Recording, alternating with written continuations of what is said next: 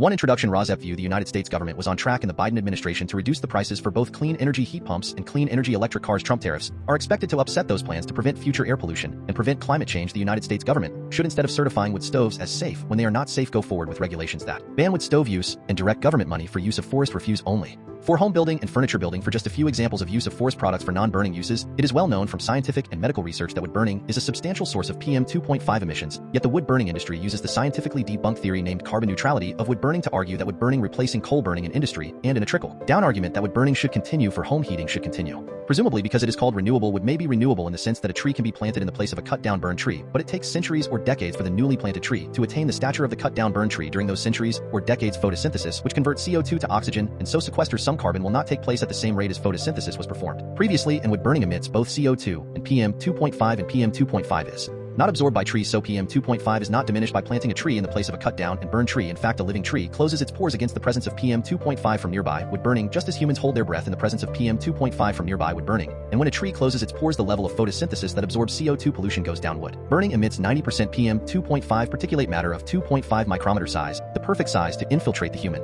lungs, setting off a cascade of human health problems and early deaths. Contrary to many beliefs, wood burning emits 2.8 times the PM 2.5 as the fossil fuel coal burning, and wood burning emits 450 times the PM 2.5 as the fossil fuel natural gas burning. Replacing coal burning with wood burning creates more air pollution in the form of CO2 and PM 2.5 than coal burning. This emission data comes from testing the cleanest burning wood stove in the United Kingdom, the Eco-Design Wood Stove, and International Convention does not count the emissions from wood burning. The emissions from wood burning are erased from all countries around the world when calculating if each country has met its climate goals. This non-counting or erasure of wood burning emissions data from climate goals does not mean wood burning emissions do not exist. RAWSEP view purple air PM 2.5 monitors hanging from the eaves of the house of a near neighbor should be used to measure the level of PM 2.5 in the air hyperlocally in the yards of near neighbors of indoor residential wood burners. If PM 2.5 levels exceed World Health Organization standards of 5 micrograms per cubic meter annually, then that evidence of air pollution from wood burning should lead to the shutdown of that indoor residential wood burning appliance, one appliance at a time if necessary. Hi, my name is Lily. Andrew gave you the intro to Residents Against Wood Smoke Emission Particulates and their concern for air pollution from indoor residential wood burning. Residents Against Wood Smoke Emission Particulates, or RAWSEP, would like every near neighbor of an indoor residential wood burner whose wood smoke enters their yards and sickens the near neighbors to have a purple air PM 2.5 monitor hanging from the eaves of their home to measure the level of PM 2.5 entering their yards. That measurement of air pollution should be used as evidence of unnecessary air pollution, and each indoor residential wood burner should be shut down based on that evidence, one indoor residential wood burner at a time if necessary. The presentation by Andrew ended at 2 minutes 5 seconds. The same presentation by Emma starts at 2 minutes 3 seconds before the end of this podcast. So I am Lily, your timekeeper, and you can start the next podcast at 2 minutes 5 seconds in if you would not like to see the presentation by Andrew a second time. This presentation by me, Lily, ends at 5 minutes in. What you will see in the main content of this RAWSEP podcast will be news about air pollution from indoor residential wood burning and how that air pollution is being combated by ordinary people just like you who are unfortunately near neighbors of indoor residential wood burners at this time. There will also be news about unnecessary and highly polluting use of wood as fuel in industrial wood burners and preventable air pollution from wood burning wildfires. There will also be news about air pollution from PM 2.5 from gas-powered cars. There will also be news about airborne diseases which are also preventable with vaccines such as COVID-19 and measles and whooping cough, to name just a few. In 2025, Residents Against Wood Smoke Emission Particulates is also concerned with combating the Trump destruction of government funding for programs which protect human health through the Department of Health and Human Services, and Trump destruction of programs which fund the science and medical research plan to protect human health from preventable illnesses. Protecting human health is a patriotic act, and our defense against enemies is weakened if we are not as healthy as we can be. Heat pump rebates are now offered by the federal government, distributed through the eligible United States, are available in 2025, and are the best, cleanest, and now cheapest alternative to indoor residential wood burning if that burning is actually done to purportedly save money. Wind and solar as sources of the electricity that powers heat pumps and electric cars is also cheaper than burning wood. The adverse health effects that are caused by indoor residential wood burning also come at a cost to near neighbors, both in shortening and ending their lives, and in actual hospital, clinic, and funeral costs. Instead of being compensated monetarily, near neighbors should instead be able to achieve immediate relief by stopping indoor residential wood burning in their hyper-localized neighborhoods, which relief readings from purple air PM 2.5 monitors used as evidence of air pollution will help them achieve. Welcome to news about hopeful scientific and medical achievements that will also help us achieve the goal of clean air to breathe. Webisode 57DHXQ July 31st, 2025 Turmoil at the Trump FDA is not good for public health. In Webisode 57DHXQ 1 Turmoil at the FDA, 2 Trump deals with biggest trade partners remain elusive as tariff deadline looms. 3 The family of Virginia Giuffre responds to the Trump claim that Epstein stole her. 4 Treasury Secretary Scott Bessent said Wednesday that the so-called Republicans created for children in their tax and spending bill are a backdoor for privatizing Social Security. 5 We are about to find out if Kennedy is serious in criticizing ultra-processed food starting with eliminating some food dyes. 6 Project 2025, the Republican MAGA plan from 2024 to today. RAWSEP view the Trump reign trust wants to harm you, the average middle income or poor American, to fund tax breaks for the rich. 7 Headlines, the New York Times main content. 1 Turmoil at the FDA, Prasad out. What is next? With guest endpoints news. FDA reporter Drew Armstrong. RAWSEP view controversial Trump appointed FDA vaccine chief departs agency. After less than 3 months, polarizing vaccine chief of the Food and Drug Administration FDA is leaving the agency after a brief tenure that drew the ire of biotech executives, patient groups, and conservative allies of President Donald Trump. Excerpts edited by RAWSEP for brevity and clarity in relationship to residents against with smoke emission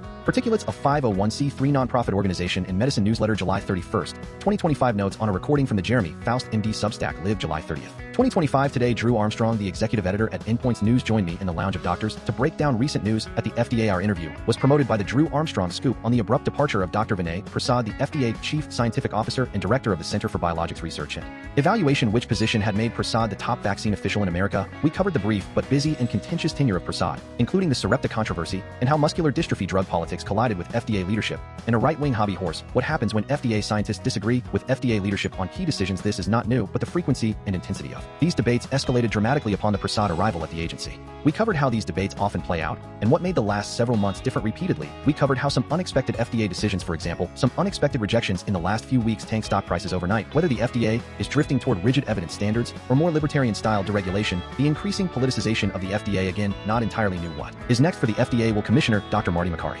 promote someone from within the FDA to replace Prasad in an effort to calm the waters? Our conversation was a deep dive into how politics, science, and industry have begun to intersect in new ways at the FDA. The future of drugs and medical devices is on the line. So this conversation felt like an important one. It was great to have the Drew Armstrong expertise earned from years of dogged coverage of this beat. I am sure you will agree that he was a fantastic guest.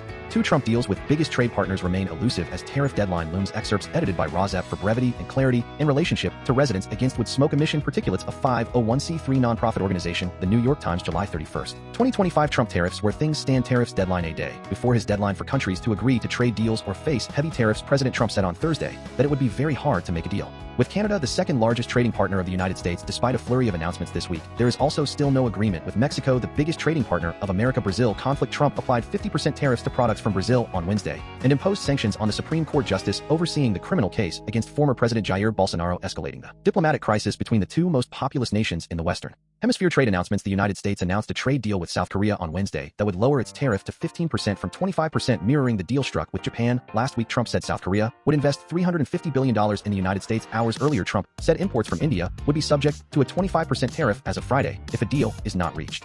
3 The family of Virginia Giuffre responds to the Trump claim that Epstein stole her. RAWSEP view the family of Virginia Giuffre objects to their relative being described as a thing to be trafficked. The Trump wording indicates that is how Trump viewed Virginia Giuffre. What were the majority of American voters thinking when they elected Trump? Are the majority of American voters morally bankrupt and corrupt, or do they aspire to be like their icon Trump? Did Trump think he could freely refer to Virginia Giuffre in debasing terms, as if she was a slave to be stolen because she is deceased? From the article, excerpts edited by RAWSEP for brevity and clarity in relationship to residents against with smoke emission particulates. A 501c3 nonprofit organization. The New York Times July 31st, 2025. The family of Virginia Giuffre, a woman who accused Jeffrey Epstein of sexually abusing her as a teenager, released a statement on Wednesday night expressing outrage about the Trump recent remarks about her, in which he confirmed an account that Epstein had hired her away from her job in the spa at Mar-a-Lago, the Trump private club in Florida. On Tuesday, while answering questions from reporters, Trump said that Epstein stole Giuffre from Mar-a-Lago while she was working there as a spa attendant. Giuffre has long maintained that Ghislaine Maxwell, the longtime associate of Epstein, met her at the club and recruited her to serve as a masseuse for Epstein, but the Trump comments on Air Force One appeared to be the first time he had personally confirmed her story. Giuffre died by suicide in April, and the statement of her family said that the Trump remarks raised questions about his knowledge of the crimes committed by Epstein and Maxwell. Ghislaine Maxwell is currently serving a 20-year prison term for exploiting and abusing underage women. Epstein died in jail while facing similar charges. It was shocking to hear Trump invoke our sister and say that he was aware that Virginia had been stolen from Mar-a-Lago. The the family said it makes us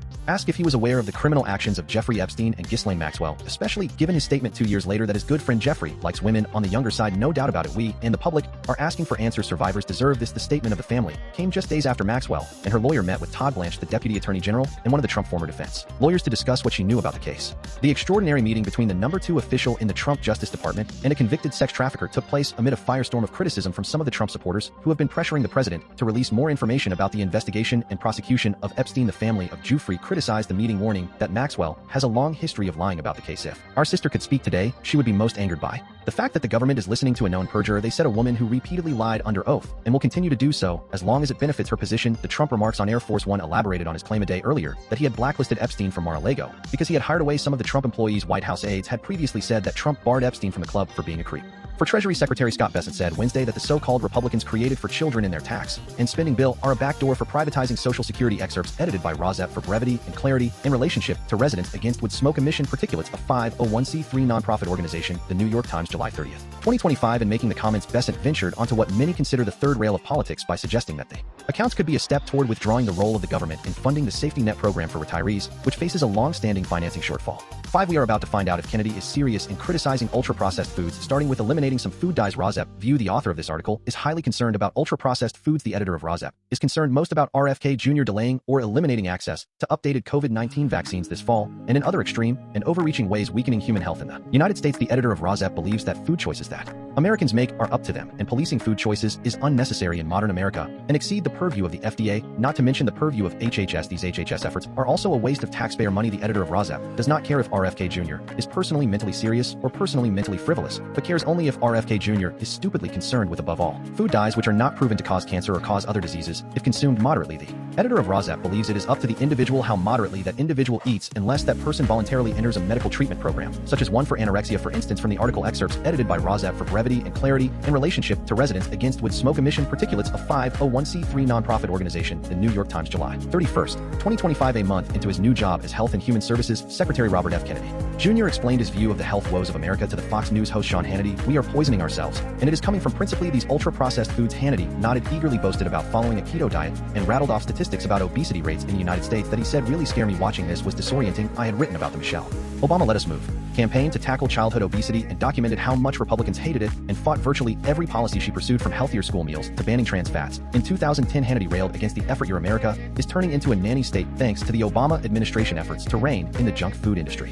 He shouted on his show, I do not want to be told how many calories are in my Big Mac meal. Back then, food was an easy partisan wedge, but recently Democrats and Republicans have been converging on the need for more government intervention in the food supply. According to a recent poll, about 2/3 of Democrats and Republicans now support banning processed foods from public school lunches. This attitude gives the Trump administration a rare political opportunity to make once infeasible policy changes to improve our diets. The USDA has slashed more than $1 billion in funding for sourcing healthy, locally grown foods for schools and food banks. The White House proposed deep cuts to fruit and vegetable benefits from WICA program that serves low-income pregnant women and young children, which the MAGA Commission report flagged as a way to increase produce consumption. The Environmental Protection Agency has moved to relax or delay regulations aimed at keeping contaminants out of our air, water, and food. Trump has cut thousands of jobs at the very agencies that work on chronic disease prevention. In response, the top nutrition researcher at the National Institutes of Health, who focused on understanding ultra-processed foods, left the agency, citing censorship. Republicans in Congress, meanwhile, just passed in the reconciliation mega bill roughly $1 trillion in cuts to Medicaid and the Supplemental Nutrition Assistance Program, which helps 42 million Americans buy groceries each month. The bill also eliminated funding for SNAP nutrition education, which includes cooking classes and other programs aimed at promoting healthier eating in low-income communities. If Kennedy and Trump now want to demonstrate they are serious about making Americans healthy, they must lay out a policy agenda that would accomplish that goal and then use their grassroots army to get it done.